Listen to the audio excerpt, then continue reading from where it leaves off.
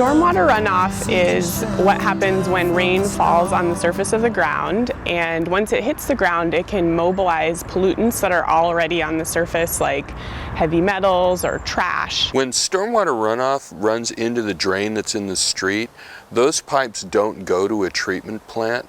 They just run into the nearest body of water, usually without any treatment at all.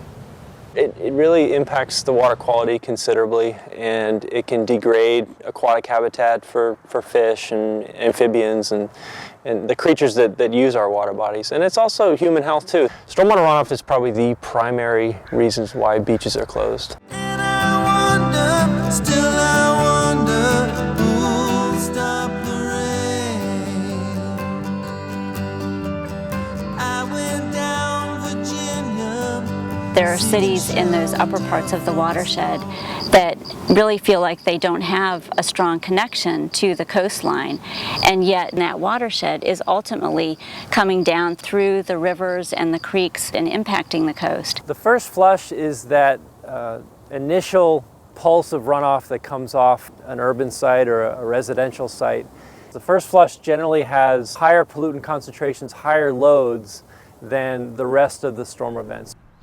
Traditionally, the way we've dealt with stormwater is we've allowed water to run off the roofs of the houses, down the downspouts, into the roads, through the drop inlet, into the pipe system, and then straight out to the river. The traditional thinking was to get those stormwater flows out to the ocean as rapidly as possible. So a natural watershed does have a lot of native vegetation that will slow the rainfall down, and as the water runs across the surface, it infiltrates in. And so we call that sort of a natural watershed process. Creeks and streams have, in a natural setting, have floodplains. Those floodplains act as sponges.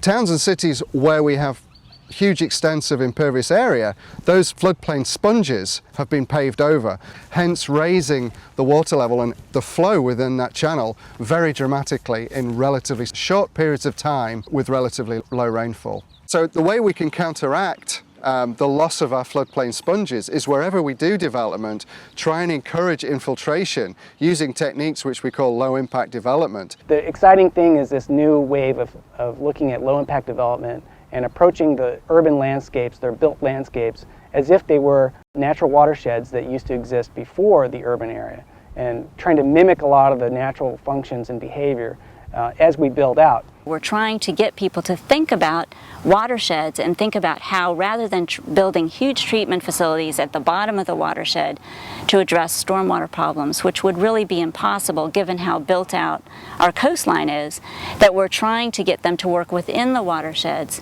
and really find ways to capture and treat and then reuse the stormwater runoff in a beneficial way. We're all live in a watershed, and so I really think it's in everyone's best interest, it's in society's best interest to really take care of our water resources.